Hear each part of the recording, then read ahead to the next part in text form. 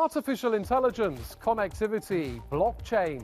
Technology is disrupting our lives like never before. In Kazakhstan, the IT sector's growing fast, exporting services to international markets. It's helping to grow the country's economy and that of Central Asia. But how easy is it in today's competitive and uncertain world? Hello and welcome to East-West Connect. We're highlighting business and economic developments in Kazakhstan and the wider Central Asia region, connecting them with Europe and beyond. Technology is big business. In Central Asia, revenue in the IT services market is expected to top 3.8 billion euros this year.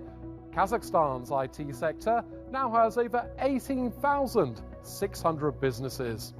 The Astana Hub, a technology park in the country's capital, is supporting startups, tech companies, investors and researchers. Opening in 2018, it's attracted more than 1,500 companies so far and created over 28,000 jobs. Total business revenue has exceeded 1.9 billion euros, with more than half coming from exports in the past 5 years. Artificial intelligence is one of the big areas of business. Take a look at this.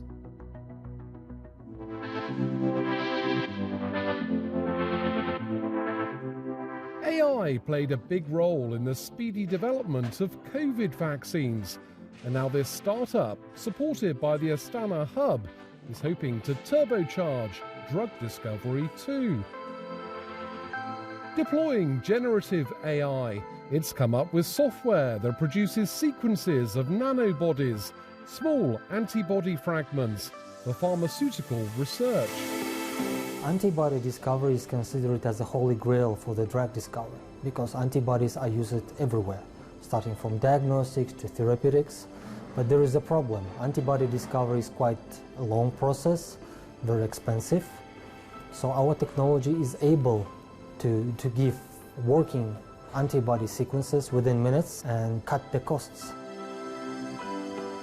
Arlan is one of 150 startups helped by the Astana Hub in the field of AI.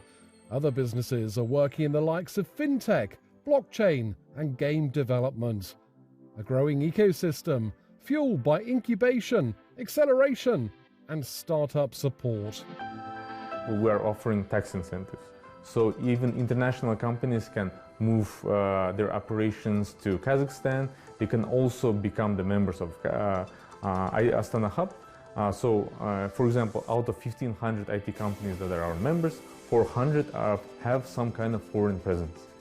Arlan Biotech has international ambitions of its own. With a base in the US too, it's eyeing global markets and hopes to get its product out there within a year.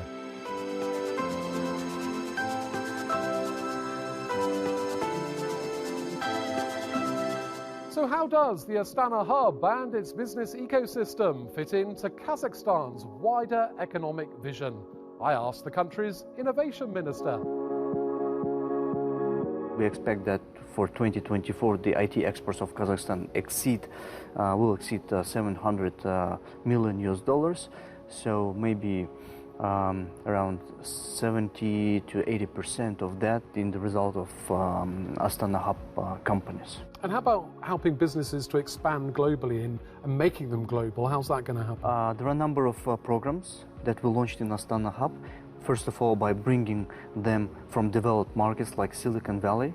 There are programs like Google for Startups. Astana Hub is an exclusive partner of Google for this acceleration program in Central Asia, Azerbaijan and Mongolia. Plus, there are our homegrown acceleration programs like AIpreneurs, where the individual comes and form the groups and then the new startups appear. So these kind of programs, they teach and educate the entrepreneurs and startups. And when we talk about those IT exports and going to global markets, where are we talking in the world? Europe? Yeah. Everywhere else as well? Frankly speaking, right now the residents of Astana Hub, they're exporting to almost 90 countries. and this is the US, Europe, Asia, and various fields like software engineering, AI, game dev, and a number of other industries. And what does that mean for your economy here then?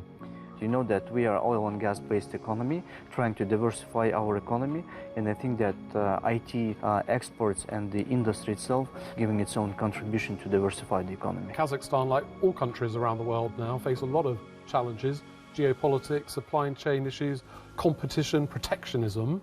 How do you approach that, and how are you trying to overcome some of those challenges? We're trying to work with everyone, with East and West, and we know that there is the exporting regimes of critical technologies is becoming more and more stringent. But we're trying to somehow to overcome these issues, to work with both sides and abiding to all the requirements in terms of the security protocols and the other requirements in order to overcome those challenges.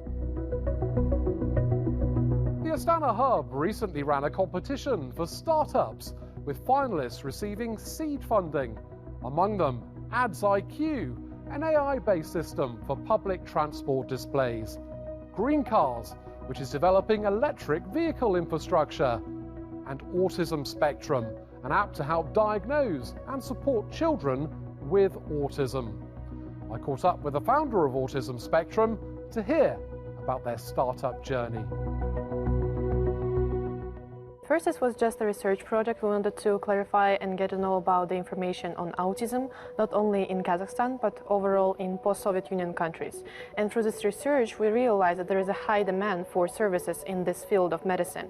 That's why we figured out that maybe we should do something and create a service that would help people to get the diagnosis. We mentioned that you were a finalist in this competition run by the Astana Hub. Yeah. What did that bring for your company, and how important has that been for you? Astana Hub helped us a lot in terms of finding the financial help and making this app available soon in all of the platforms for the vast audience. But so far, we, through the Astana Hub, also tested our app in terms of free hospitals and got the feedback and understood the demands and some specific needs in these fields. Do you have aspirations to get into the European international markets as well? Yeah, the app will be available in spring, and our major goal here is to make it available to a vast audience. That's all we have time for in this edition of East West Connect, but you can get more business news on our website, euronews.com. From all the team here, thanks for watching, and bye for now.